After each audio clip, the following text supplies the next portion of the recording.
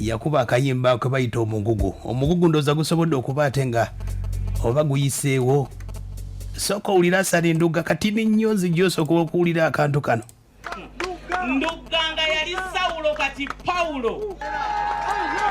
Muzee omusajja oyo kati gwe baliko ku social media naye alinga akayimba ako omukulu Hassan Ndugga asobodde okubaate nga yakasumuludde. Akayimba kano asobodde okubaate nga alaga embeera gy'asobodde okubaate nga atuukamu okuvula esobola okubaate nga ava mu nuupu neegatta ku NRM agamba nti abonyeebonye ng'agamba nti yeevuma olunaku lwe yakwataga kaguta mu ngalo.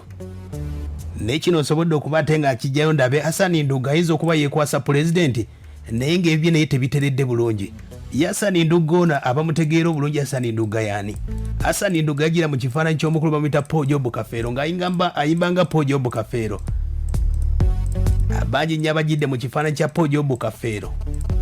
bagudde oba basiraana okuli omukulu gwe bayita Angel Sekandi yagira mu ddoboozi ya Paul Job Kafeero n'atugamba nti ennyimba ezisinga yali aziwandiikira Kafeero paka akadde kano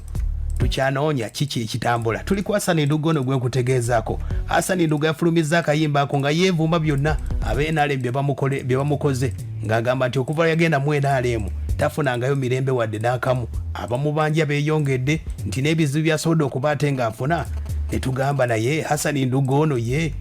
akaaba buli kadde embeera etambula etya nga tuzzeeko emabega. Hassan Ndugga yava mu kibiina ky'omukulu bamuyita Pastor Iga omugenzi bayita Revival Band nga tutunuddeko ku ba Revival Band waliwo omukyala bamuyita Nabbi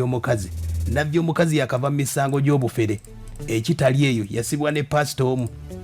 ye yakavaayo era nawulidde nga ayagala kugamba nti TV ya ABS yagitutte mu mbuga nti aginako obuvunaanyizibwa ku nsonga ezo. Omukyala gwe bayita Madina Bibuuza ali mu nsonga ze agamba nti yagudde eddalu yalokose mu mbeera eyo. Hassan Ndugga naye agamba nti yagwa eddalu n'agamba nti agenze mu NRM n'agenda mu nuupu ne weebuuza wano n'ensonga ndowooza tujjajja mu pulezidenti. Ensonga si ya pulezidenti ono yeekwasa bwekwasa abeera ng'omuntu nga tannaterera wadde n'akamu. Yasooka mu nuupu oba oliawo Katonda ali agenda muweera mu nuupu nadda mu NRM abadde atuuse mu NRM nga Katonda agenda muweera mu NRM ate agamba akomyewo nga bwe bayita akafansonyi omukulu Hassan Ndugga kwe kugenda mu studio okubaate nga yayizaayo akayimba nga kagamba nti neevuma olunaku lunakwata kaguta mu ngalo. Naye ng'embeera nga bwetambudde Hassan Ndugga embeera gy'atambuliramu yakugamba nti okwegulumiza Bayibuli waliwo weewandiikira weegamba nti abeegulumiza abo kati Hassan Ndugga yeegulumiza yagamba nti mu kadonkamu tewali amusinga bamathansu walukaga tebamusinga mu mbeera y'okwegulumiriza ng'amanyi nti buli kimu yasinga. Kati yembeera oyinza okulaba akayimba ako n'ogamba naye wadde kituufu abantu beevuma omukulu oyo naye Hassan Ndugga alina ebizibu bye nga ye oba bamunaaza kazunza njuki nendoza kisinga okumubonyabonya kuba ate nga azungazunga kuba talenti yagiyina omukulu ono asobodde okuba ate nga agitemerako ettaka olw'okuba yategeeza mu kusookera ddala nti Hassan Ndugga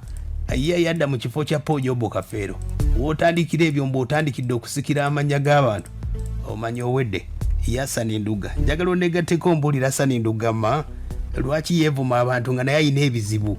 Bonna abaava ewa Pastor Iga bali mu bizibu nabo beevume pulezidenti ayaya kale nga wasigala mu nuupu nga banuupu bayamba.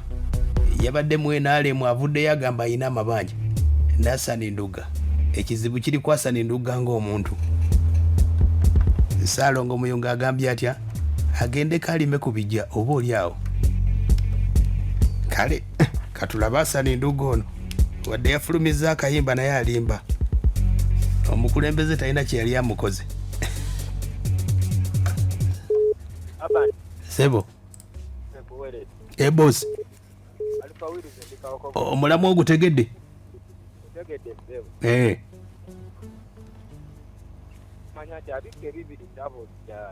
aha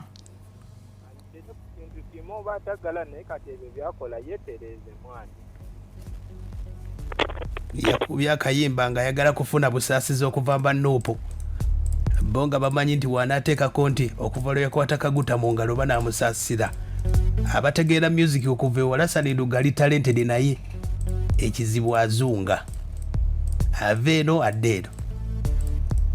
abeera agenda kufuna eno ava eno nga ng'eno eyidde ate ng'agenda gye basaaniika kati wulira ssebo kyekitta Hassan Ndugga agamba ate naye bosi amanyi n'eddoboozi eva smart mujulizi bakyekyanga ku mutemba kule oyo Hassan Ndugga asooka atulema akole ki naye lwakuba yayananyi kugambye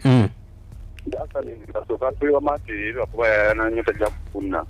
nabanadde eri tagenda kufuna mirembe naati kati kyembuuza akola atya abeere wamu oba yajja mwena alimu ng'ayagala abeere awo sebo hala amanike agamba atya webaatuweereza bosi nange Hassan Ndugga yabaaki Hassan Ndugga atulekemu obadde ki sooka otese ku nsonga sebo amazira ono tagoberedde Hassan Ndugga akuleke buki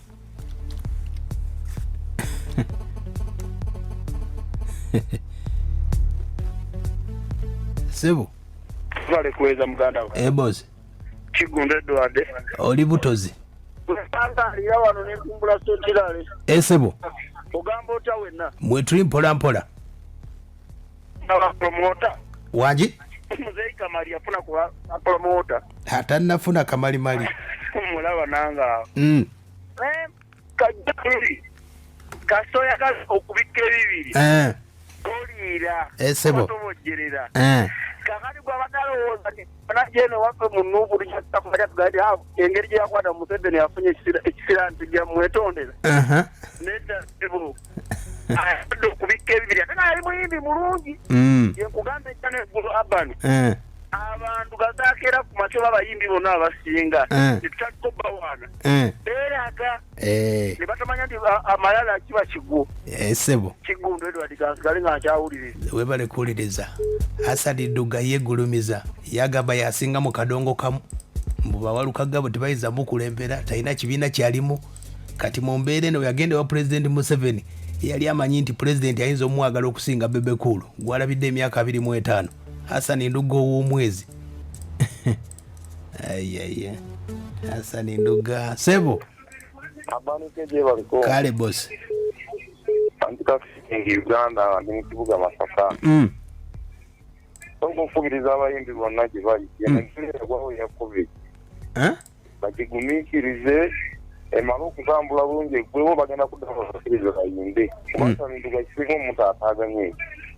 adde eno amanya mbeera nnungi ebale kuweereza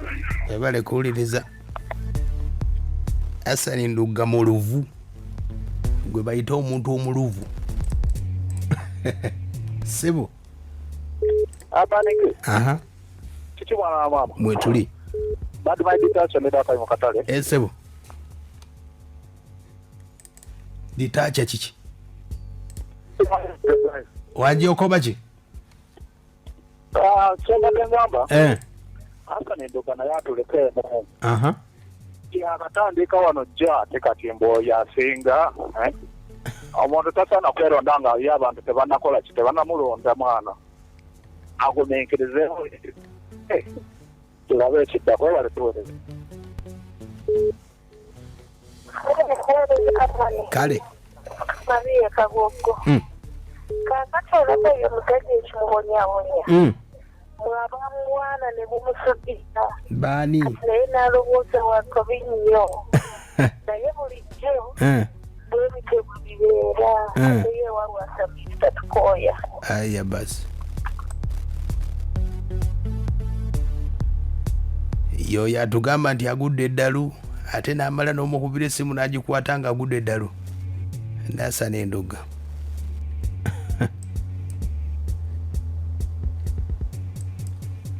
sebo